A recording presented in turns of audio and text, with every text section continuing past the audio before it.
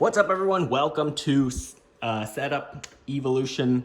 I don't know what episode this is, but I don't know. It's a video series where I give you a tour of my setup. This is my setup right now. It's not beautiful.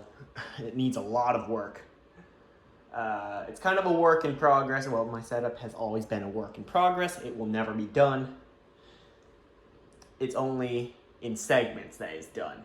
This segment's done, that one is done. So here it is right now. The iMac setup is still there. I don't use it much anymore unless I want to show something about Mac, unless I want to just experience the Mac OS. But that is my setup. I use it for video editing. I use it for watching videos. I use it for playing games, doing anything. Web surfing, all the above. Don't mind the terrible cable management. It's always been like that. I might fix it up one day. But there will be something that will be done to this setup to make it a ton better. That is a surprise. I'll save it for the next setup evolution video. Again, a series where I give you a tour of my setup as it changes over time. I'm not deliberately changing it. These videos are very random. I just decided, sure, I'll make one today. It's not scheduled to change just because I want to change. It's because, actually, it is because I want to change it. It's not because for YouTube I want to change it. It's for me I want to change it. Anyway, on to the setup. Let's talk about the Windows one first, the more exciting one.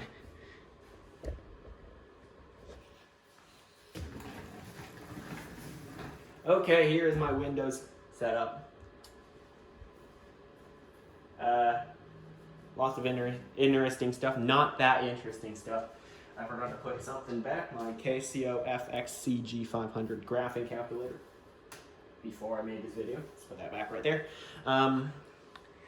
Okay, the monitors are all entry-level curved monitors from Samsung. They're not the really high-end one as much as I want those. Oh, the video I posted, I think before this one. I don't know. I have to check my YouTube schedule. Well, if it's before, then if I post this before that one, then you got a sneak peek to it. But if it's after, you already know about it. If you're a subscriber to my channel, it is the LG 27GN950B monitor. As much as I would like 3 of those, they're kind of pricey, and I can't afford 3 of them. So we're going to stick with these Samsungs. They are very entry level, probably the cheapest ones sold today. At about $170, that's how much I bought them each for. I just wanted to set up a new monitor because if you've seen my previous setup evolution videos, I had a E-Machines monitor on the left, an AOC 27 in the middle. I think the E-Machines was a 24. And then a 17 or 19-inch square, that's a 4x3 Samsung monitor. That was probably at least 15 years old. Or even older than me. Perhaps. I don't know. We're going from the top to the bottom.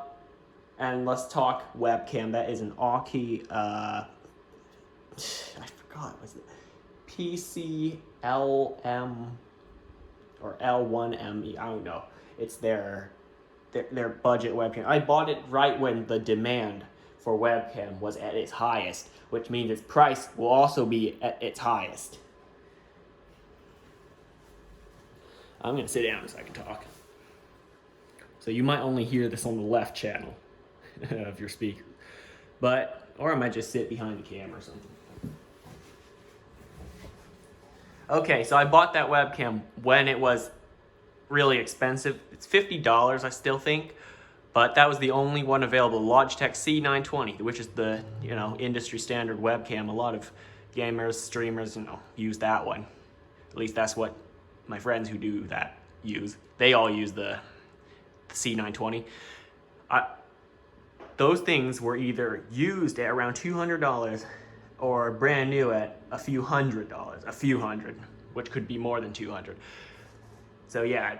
That was out of the question. So that's the only one I found on Amazon. It has a little glitch. I'm not sure if it's a glitch or someone's watching me because that little blue light, I don't know if you see it. I should focus on that. Yeah, the little blue light on the camera is always on. unless I go to the camera app and then close the camera app, which then it will turn off. So yeah, that camera's a little sus. A little suspicious, if you don't know what that means. Yeah, it's acting a little sus. Anyway, something a little less suspicious, and actually I like this one, genuinely, is that headphone right there. Those are the Meze 99 Classics, a really nice pair of headphones. Now here's some quick headphone specs for audiophiles, or the average person if you know about this stuff. 32 ohms, frequency response of 15 to 35,000, 15 hertz to 35,000 hertz. Hang on. Let me just check the box. I still have it to make sure. 15 hertz. Oh, actually, to 25 kilohertz. That 35,000 was my other headphone. And yeah, I'll be showing you my collection of headphones in a minute. Yeah, I still have the box right next to me. Its frequency response is 15 hertz to 25 kilohertz, and an impedance of 32 ohms, which means it can be driven by literally anything. That includes a cell phone, an iPad, or tablet, or whatever, and a computer, built-in motherboard audio. But now that brings us to the next point, audio. As you can see, there are two speakers. Those are Creative Pebble V2s. I won't talk much about them because they're not too interesting. Otherwise, they're nice speakers for 30 bucks. It's a little more powerful than the V1. I said these are the V2s. And in between them, as you can see, there are two other audio devices. That is a Google. I'm not going to say the word. I don't want to make your smart speaker start speaking. The Google Home Mini. I'm not sure what generation it is. It's just a Google Home Mini I got for free one time when purchasing a doorbell from Nest. To the right is a FiiO, let's just call it FiiO, K5 Pro. It's a headphone amplifier and DAC with a audio resolution, should I say, audio format up to 32-bit, 768 kilohertz. It's a really nice machine, although Windows only supports up to 32-bit 384,000. Did I say 768,000 kilohertz? That's like, no. Let me correct myself. 32-bit 768 kilohertz. Although Windows only supports 32-bit 384 kilohertz. I should either say 1,000 hertz or kilohertz. They're the same thing. 1,000 kilohertz is something else. Anyway, on to what's on my table. As I showed you, that is the Casio FXCG500 calculator. In the middle, the keyboard is the Rosewill RK9000V2BR. I'm surprised I even remember that model name. It is a Cherry MX round mechanical keyboard, no RGB, so it's kind of like anti-gamer. It's anti-gamer. Although the MX Brown switches are really nice, I'm now a fan of anything that is tactile. Any switches that are tactile. Not necessarily clicky or linear. I don't like my linear keyboard. I returned it. I don't know if you saw my video about it. It was the Corsair, one of the Corsair keyboards. It was also an RGB one. It was linear. I didn't like it, so I returned it. The mouse right now, well, I'm RMAing my G502 Lightspeed, if you've seen that one, because something went wrong in it. I don't know how to describe it, just something went wrong with one of the, if you've seen it before, it's the two buttons that your index finger will press. After I cleaned it, it happened. Anyway, there is I'm using a spare that I have, the M500S, I believe. I think that's the M500S. It's a wired mouse. Yeah, it's just a relatively basic full-size mouse. Nothing special to talk about.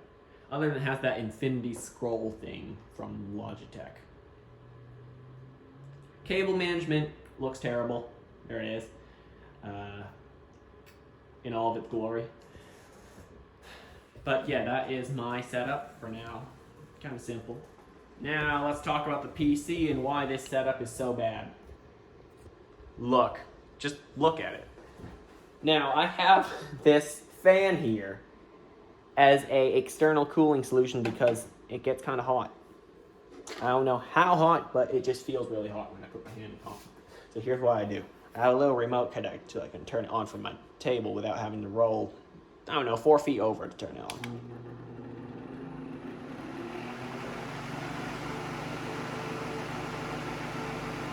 Yep. I use this fan, which I actually picked up off the streets because someone was throwing it away about 2 years ago or something, or 1.5 years ago. I can't remember how long. I'll turn it off. I picked it off the street. It was disgusting when I got it, and then I restored it in my backyard. Sorry I didn't make a video about that. Actually, I don't think my channel was created yet. But yeah, I restored this fan. It's in working condition now. Although it's very loud. And also the swivel thing. You know how some fans can swivel left and right? That's broken. Maybe that's why they're throwing it out. So now it's kind of limp. Yeah. So, there. So, this has something to do with the surprise I'll be showing you in the next video. I don't know what episode that will be, because I don't even know what episode this one is. Anyway, let's go over the specs of this PC. AMD Ryzen 9 3950X, 16-core 32-thread CPU, up to 4.7 gigahertz, I believe, or 4.9, I can't remember. It's a really fast CPU, let me just tell you that. Graphics card is RTX 2080 Super, although I don't know when the graphics card shortage will get better, so that the supply of graphics card will increase, so the price can go down. So the price can drop a little bit. So I can get myself an RTX 3090. I'm looking at that, although I did find a pretty good deal. I forgot where. But it was a more reasonable price than like 10 grand for one of them that some people are doing. Don't buy from a scalper. I would never do that.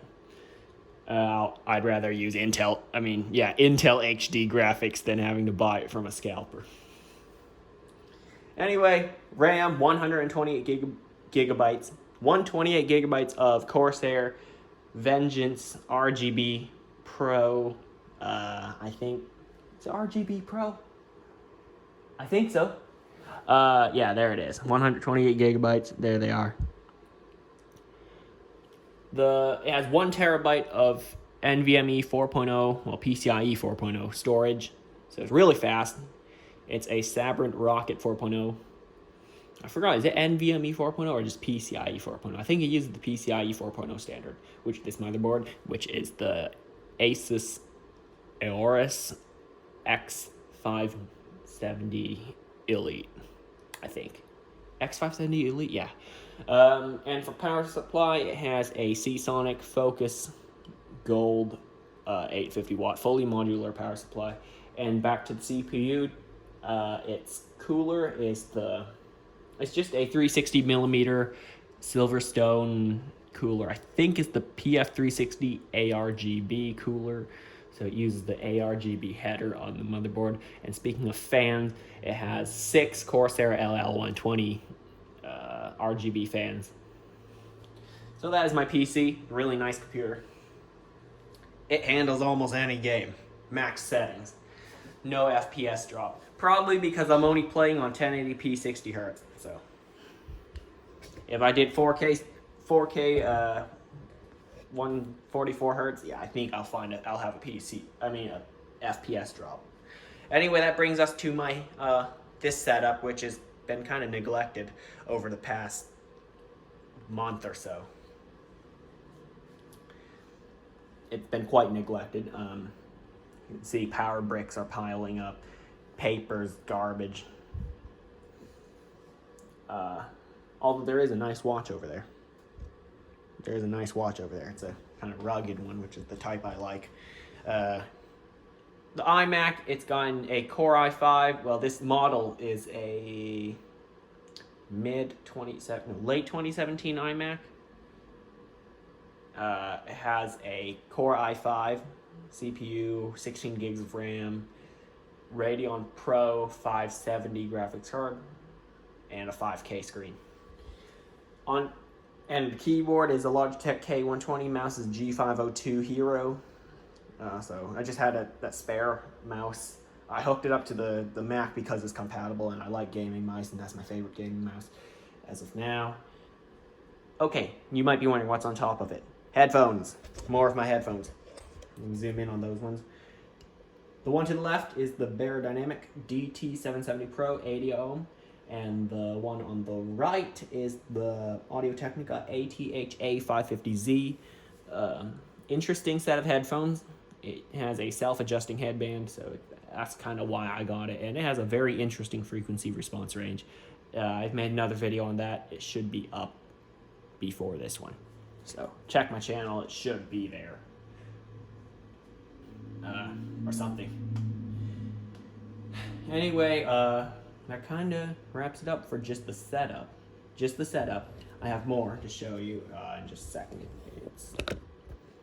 Oh, right. I forgot to talk about this. Behind my computer, you see those two white colored bricks? Those are for my remote. I have two things hooked up to a remote that I can turn on and off at my will. Right there. Oh, another thing. My router. Shouldn't call it a router, it's just a node. Because I do have a mesh Wi-Fi network. The links is Velop MX10, I believe. And to cool this one down, because it's getting quite hot, I strapped on a fan that I got from a fridge. I took apart part of my fridge because the ice maker wasn't working, and inside I discovered this fan which had a standard not PWM, just a, I don't know what kind of connector that is. Standard computer fan connector. And I also had this 120 volt to Molex connector. So I had a few adapters hooked up to it, and I finally have this running. My definitely professionally engineered router fan. Yeah, it's not professionally engineered. I just put some blue tape on it so I don't damage the paint on the router. Yep, it works. It works. That's all that matters. It actually cooled it down quite a bit. There's cold air coming out of it right now. Yep, cold air. Just put my hand over there to check it. So, now it is time to look at my studio. Where I film all my stuff. It looks disgusting right now. Tissue box was supposed to be on my desk. Allergies are not good for me right now. My allergies to seasonal allergies, stuff like that. Anyway, anti-static bags, timer for a plug,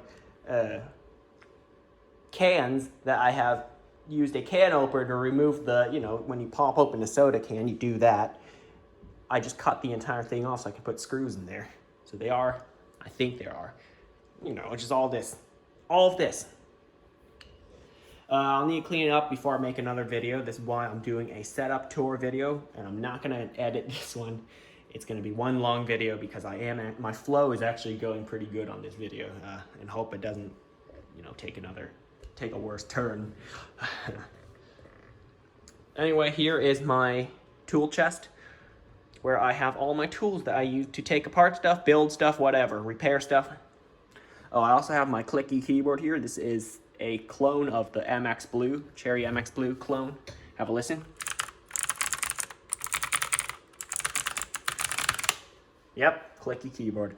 Lots of parts for a monitor arm. As you can see, my monitor arm is gone. I will be using that for something else, and you will see that in the next setup evolution video. Here we have regular hand tools, such as screwdrivers, flathead, Phillips head, whatever. Some files back there, a wrench. This I took from my parents' old car that they sold. Some cars come with a tool kit. Before we sold this one, I took the wrench just because I didn't have one at the time. And because it is a nice piece of the car that I'd like to keep. In here we have sockets, we have wrenches and stuff like that. Anything that moves like that. Anything that does that. wire strippers, I really like this one. The Klein Tools one. Really nice. It works really well. This is my old one that I had to do that with the wire until I had to kind of wrestle with the wire until the coat of the wire comes off. The insulation, that's the right word. I have a bigger file here, some hammers, mallet, measuring tape measure, brushes to clean stuff because I like restoring stuff as well off camera. I don't do it on YouTube because you're probably not going to like how I restore stuff. But I just I just restore it to the point where it works again. That's really how I do restorations. And yes, I clean it up a little bit. Here we have electrical stuff, voltmeter slash, no, this is just a watt meter for the wall. If I don't dare stick this one into the wall. There's a battery tester, multimeter, lock picks, Allen keys, a pair of gloves, more drill bits in here, a bunch of D-cell batteries for some reason, alligator clips, spare battery for the drill, and finally down here, hardware. Just a lot of hardware. Wire, I'm actually using speaker wire as electrical wire for some of my experiments with that motor. A couple switches I made for external use. For example, this one's definitely interesting. It's just two wires coming off the switch so I can connect it into a circuit. I just use it, well, like a switch. If I don't want to keep touching the battery from like that. Adapters for a Tesla. Multimeter instruction, because sometimes I forget how to use it. Battery charger, you know, just all the usual stuff. Oh, this from no, wait. Oh, here it is. This from Monitor. It's a G-Sync card. Well, actually G-Sync Ultimate, I believe. Here it is, from NVIDIA. It's broken, so don't worry about it. Interesting stuff in the last drawer. So there, my favorite toolkit, iFixit Manta, my drill, and that really is it for this video. There's not much left to talk about because this is the last bit of my studio, well, last bit of my setup, which I like to include because I still use it like my setup. Here's the mouse pad that has wireless charging that I'm not using right now because I don't want to damage my spare mouse or damage the mouse pad in any way. But I doubt it will. I don't know. That's it for this video. It's kind of long. And if you've watched this point, congratulations. You should drop a like because that kind of means you like this video in a way.